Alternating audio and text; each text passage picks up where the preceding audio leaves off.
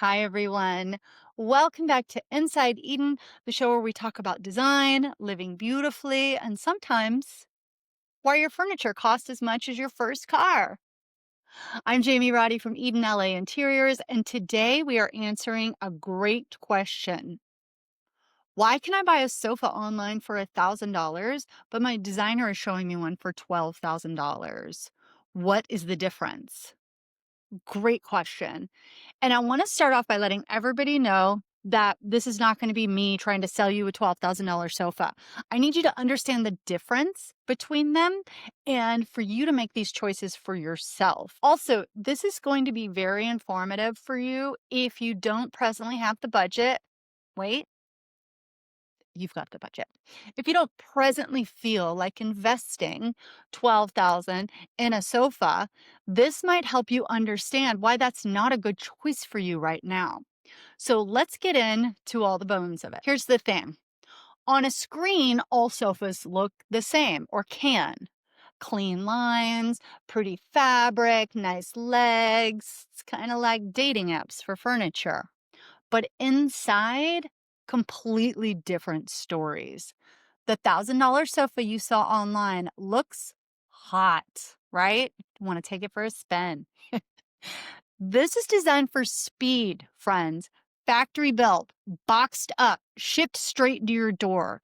It'll look great for a couple of years, then start squeaking. But that $12,000 sofa, those are built to last for decades.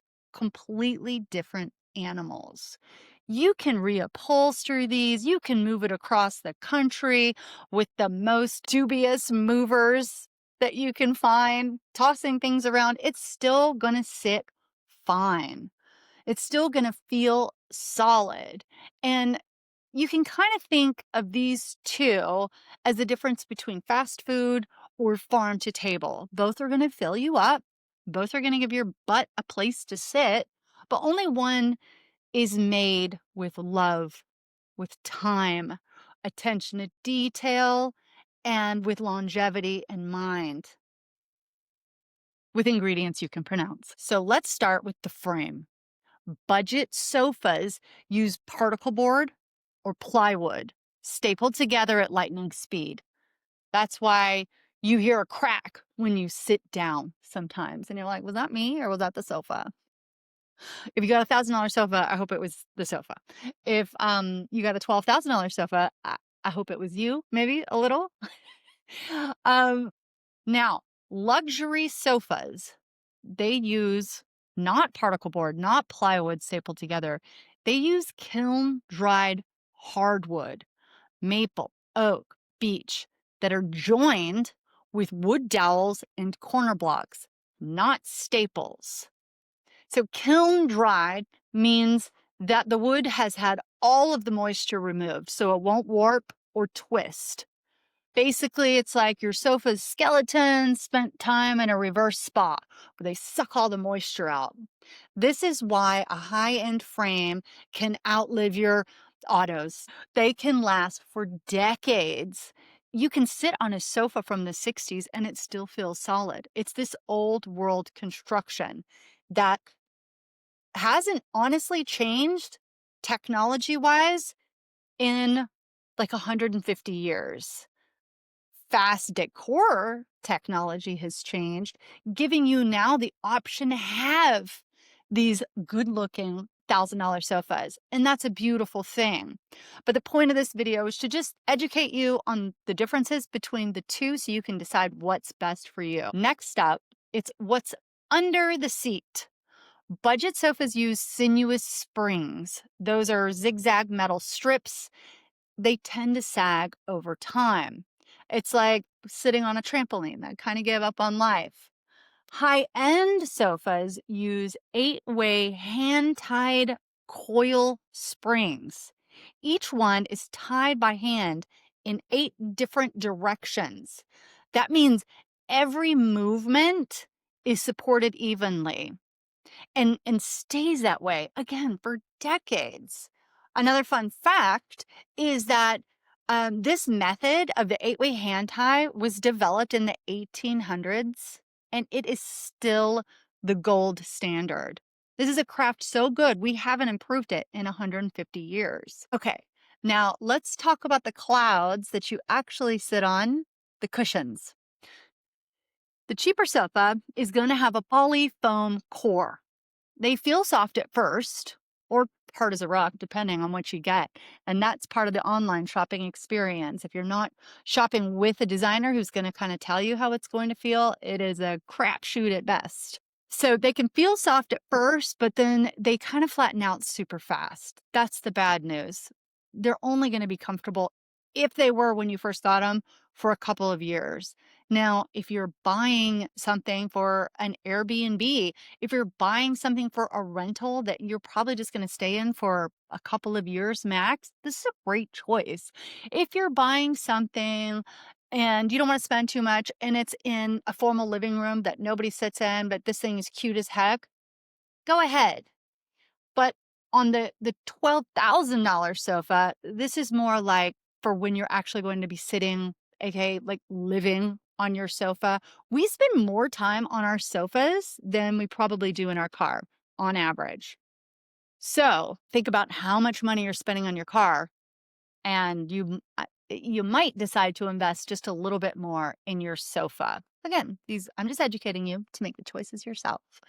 So a $12,000 sofa is probably going to have down wrapped spring cores. It's going to start with a high resiliency foam. And even throughout those different foams, there's different levels of softness. And if you're working with a designer or a custom furniture maker, they're going to be able to help you find what's best for you. But inside that is a pocket that also has tiny coils inside the cushion.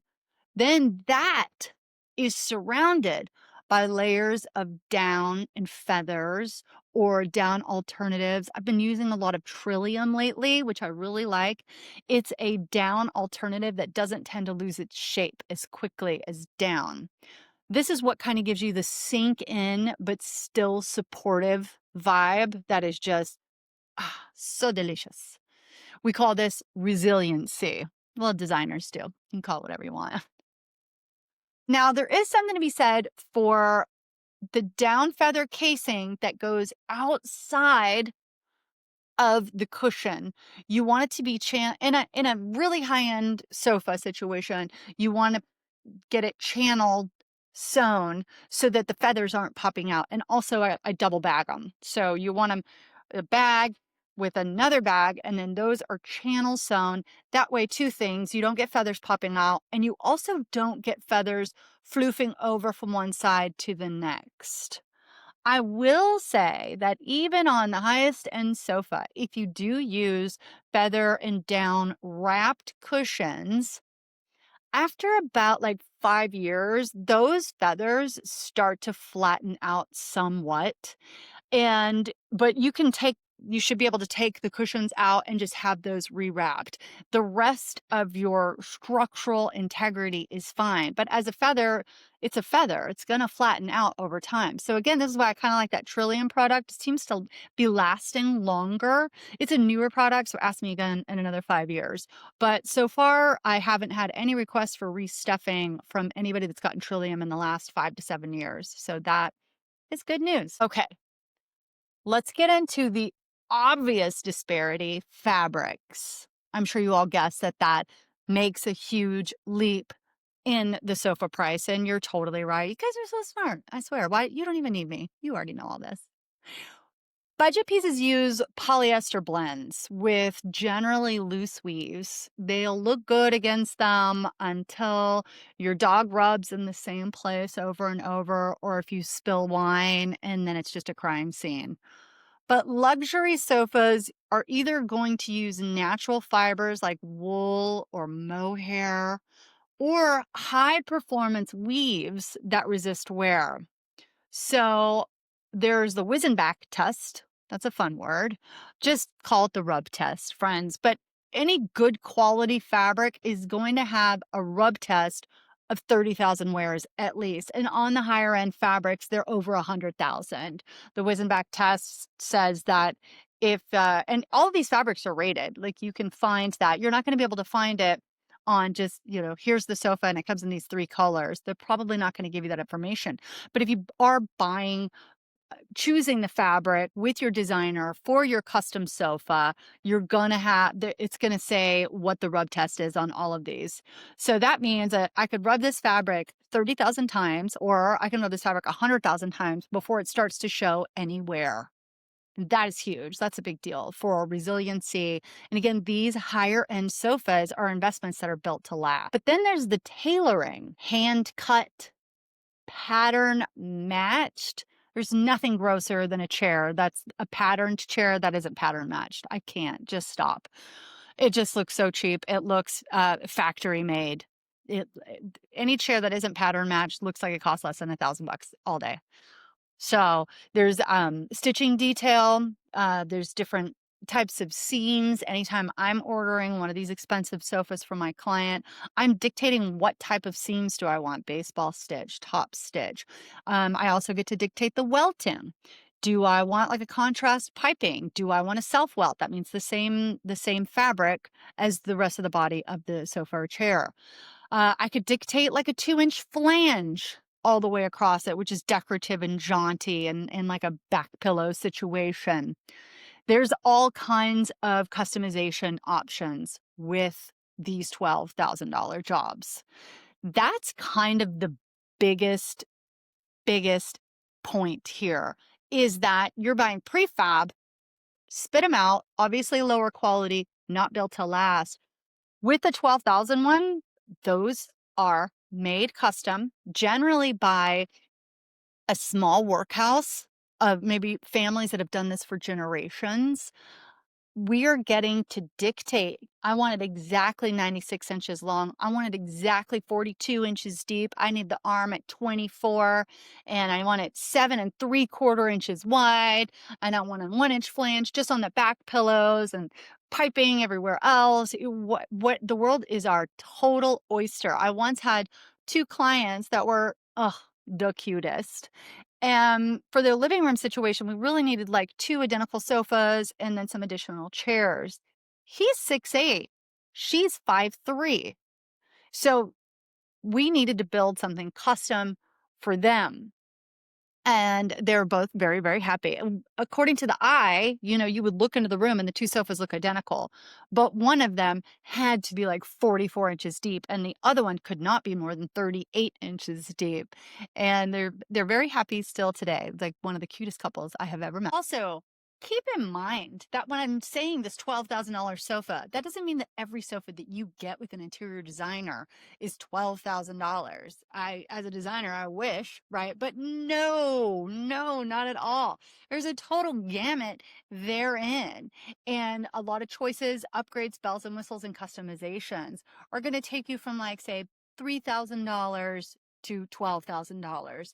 I'm just letting everybody know in an edutainment sort of format, what are all those things that would chalk up to a $12,000 sofa. So keep that in mind as well. It's a broad spectrum, isn't everything? Another thing that money can buy is environmental sustainability. So, and I don't want anybody to feel bad because they're not there just yet. So if you're watching this and you wish that you could invest in that, you're just almost there, friends. You're learning about what you're going to invest in when you get there.